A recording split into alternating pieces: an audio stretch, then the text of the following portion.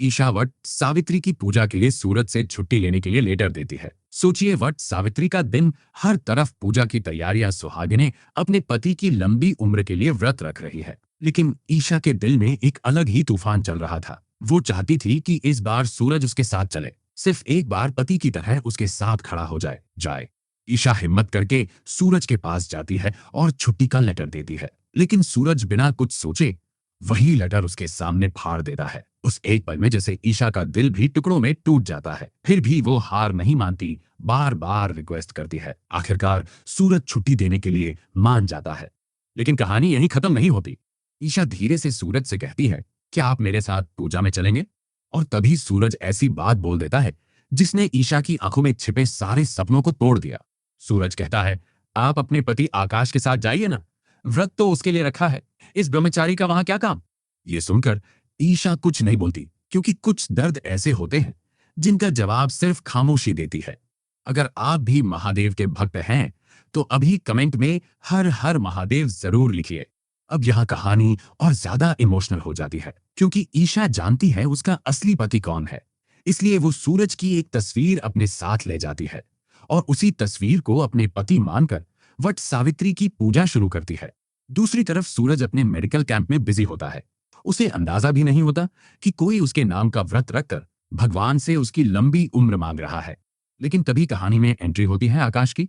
आकाश पूजा वाली जगह पर पहुंचता है और जबरदस्ती ईशा से अपनी पूजा करवाने लगता है। इतना ही नहीं, उसे सूरज की तस्वीर देखकर गुस्सा आ जाता है और वो उस तस्वीर को तोड़ देता है। उस पल किसी और का नहीं, खुद भगवान का दिल भी कांप उठता है।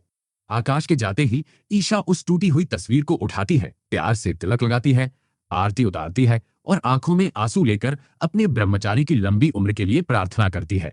अब किस्मत अपना खेल शुरू करती है। ऊपर से सूरज को आदेश मिलता है कि वट सावित्री की पूजा कर रही सभी महिलाओं की सुरक्षा की जिम्मेदारी अब उसी की है। सूरज अपनी टीम के साथ हर पूजा स्थल पर पहुंचता है और फिर आखिरकार वो पल आता है जिसका इंतजार शायद पूरी कायनात कर रही थी। सूरज की नजर सीधे ईशा पर पड़ती है। वो गुस्से में उसके पास जाता है ताकि उसे वापस ड्यूटी पर भेज सके। लेकिन तभी उसकी नजर जमीन पर रखी अपनी टूटी हुई तस्वीर पर जाती है और अगले ही पल वो देखता है कि ईशा उसी तस्वीर की आरती उतार रही है। सूरज के कदम वहीं रुक जाते हैं। उसकी आंखों में हजार सवाल तैरने लगते हैं। क्या मैं इतने समय से सबसे बड़ा सच नहीं समझ पाया? क्या ईशा आज भी मुझे ही अपना पति मानती है? और तभी सूरज को वो दिन याद आने लगता है जब उसने दूसरी बार ईशा के साथ फेरे लिए थे। सारी यादें बिजली की तरह उसके दिमाग में लौट आती हैं। सूरज की आंखों से आंसू बहने लगते हैं। वो घुटनों पर बैठ जाता है, लेकिन इस बार उसके पास कोई शब्द नहीं होते। बस दूर खड़े होकर वो ईशा को सल्यूट करता है और चुपचाप वहां से चला जाता है। उसके दिल में सिर्फ एक बात गूंज रही होती है, अब मैं ईशा जी से माफी मांगने लायक भी नहीं रहा। अब बताइए, अगर सच में ऐसा ट्विस्ट शो में आ जाए तो क्या आप भी हो पड़ेंगे? और अगर आप चाहते हैं कि सूरज और ईशा हमेशा एक हो जाएं, तो अभी चैनल को सब्सक्राइब कीजिए और कमेंट में एक लाल दिल जरूर भेजिए।